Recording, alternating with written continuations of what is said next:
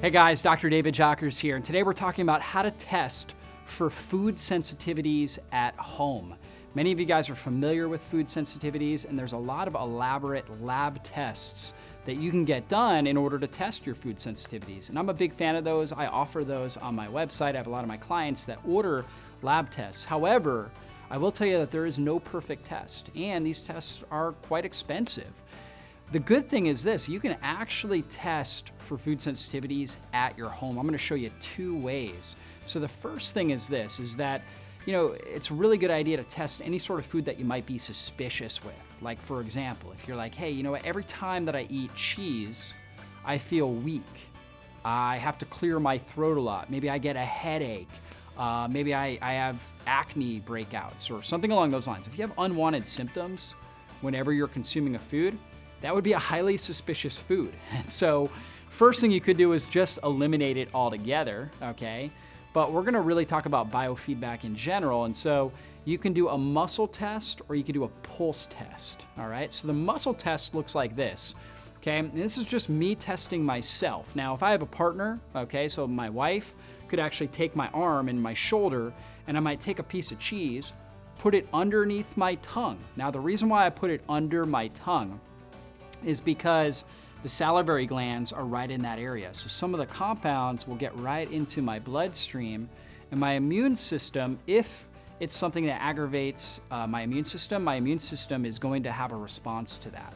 When my immune system has an inflammatory response, I'm gonna go weak, okay? So on a muscle test, I may experience a little bit of weakness when I have that immune reaction, all right? Now, again, this doesn't have to be perfect. This is a free test you're doing at home.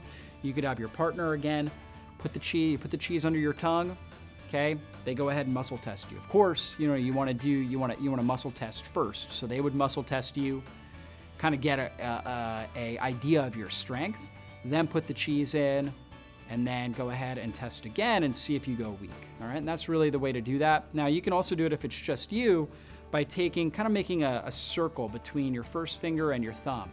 So I put the cheese in, okay? Well, again, first, I would go ahead and try to break that circle on my own. I can't do it. Then I go ahead, I put the cheese in, take a few deep breaths, because you kind of want to reset yourself between, basically putting the food in. You just want to make sure your body's nice and relaxed. And then you go ahead and you try it again. And you're just looking for subtle differences. Did you notice a subtle difference? If you did, okay, then you could obviously test it again just to make sure. Or you could eliminate that food for, let's say, 30 days and then try to reintroduce it and see, if you go weak again, right? So that's another way that you can do it. Again, it's free, okay? So muscle testing is a good option. You can also do pulse testing. And the pulse testing looks like this. Again, I would go ahead, I would take my resting pulse, and I could do my wrist pulse. I can also use something called a pulse oximeter. They're really inexpensive. You can get them on Amazon.com for like $20, $30. And I should actually be looking at my oxygen concentration as well as my pulse. And I kind of get a read as far as where my resting pulse is. And it's really a good idea to do this sitting down so you're nice and relaxed. Get a good read on your resting pulse, your oxygen concentration. Then you would go ahead, again, I would put the cheese, or if I was testing an almond, I would put the almond on there. And I put the cheese in, or the almond, or whatever it is, right underneath my tongue. And then I go ahead and I recheck my pulse. And I'm watching over like a 60-second period. Am I seeing, for the most part, an increase? Is it going up more than 3 beats a minute? And when we look at that, it should either stay the same or maybe be a 1 beat difference as an overall, okay, as an overall average. Okay, if it's going up 2 or 3 beats, we call that the gray area response. Not exactly sure if it's a stress response. Could just be, something in your environment that increased your heart rate. Could be an error in your recording or in the pulse oximeter recording. But if it's going up more than 3 beats, like 4 or more beats, that is a sign your body's having a stress response to that food. Now, you also have to look to see if it's dropping down a lot. Like if my resting pulse is 60 beats per minute and it drops down to 55, that's also a stress response. It's actually a good thing if it does that. It's actually a stress response. It shouldn't deviate. It should stay roughly within 0 to maybe up to 2 beat difference, as long as I'm staying in the same posture that I was when I first tested and I'm in a relaxed state. So we're looking to observe for any significant changes like that. And if you do have that change, again, that's a sign that that food is initiating a stress response. And I've had clients do this, and they would notice almost immediately like a 10, 12 beat difference. And they're like, you know what? I always felt like certain foods or my heart would just race all of a sudden. I never knew what was actually causing it. And it was because their body was having a stress response to their foods. So these are two ways, muscle testing as well as doing the pulse biofeedback testing to actually look at how your body is responding to the foods that you're consuming. And that will help you understand what foods are gonna be the safest foods for you to consume, at least for the time being. Doesn't mean that you can't ever add these foods back in.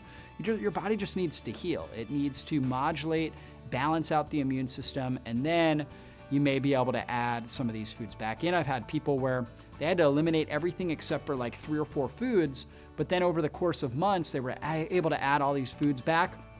After 6 months, they had a list of 100 foods that they could consume because they followed this principle correctly. So that's how you do the biofeedback testing. One last thing that you can do is actually an elimination diet with a journal, and keeping a journal where you take out these kind of foods that you think may be suspicious. And then after, let's say 30 days, you add the food back in, okay? On day 1, you add it in and just in one meal. So if it was cheese, I might just have it, in one meal. And then I would observe to see how my body responds over the next 3 days. Did I have an increase in symptoms? Did I have more gastrointestinal problems, so more digestive issues? Did I have eczema, acne? Did I have a headache? Did I feel more fatigued after I consumed that food? Or at any time during those next few days, did I notice an increase in fatigue? Did I have irritability? Did I have trouble sleeping? You're observing for those things, okay? And in this way, you're better able to understand how your body's gonna respond to those foods. So again, you can do food sensitivity lab testing, but there are some downsides to that. Number 1, the cost. Number 2, food sensitivity testing doesn't actually look at how your microbiome is impacting the way your body responds to the food. For example, there are certain foods that are higher in what we call FODMAP group fibers, like broccoli, for example. And you may not have an immune response to the food. However, when you consume it, you notice that you have a lot of gas, bloating, cramping. Okay, so that would be a sign that that particular food was actually increasing bacteria that aren't good for your body. Okay, so you have dysbiosis and a bad bacterial balance, and those gut bugs are eating the fiber in that food and causing unwanted symptoms. And so it may not be good for you for a time being. So again, biofeedback, doing either a muscle test, pulse testing, an elimination diet, with a journal, keeping track of how your body's responding to these foods is really the best way. And again, it's free. It just takes time and it takes intentionality, but it is free. And I found that it works the best when you're trying to figure out exactly what foods you're gonna respond best to. So again, you could do one of all of those 3, or what's even better is doing all 3 of them, muscle testing, then pulse testing. And if it passes the muscle test and it passes the pulse test, then go ahead and try it in an elimination diet form and then see how your body responds to it. And if you do those things, I think you're gonna really get a good understanding and a good grip on how your body's responding to foods. You're gonna reduce inflammation in your system. You're gonna heal leaky gut faster. You're gonna overcome chronic inflammation and really get the health goals that you desire. So try that out and let us know what your experience is like with the biofeedback testing.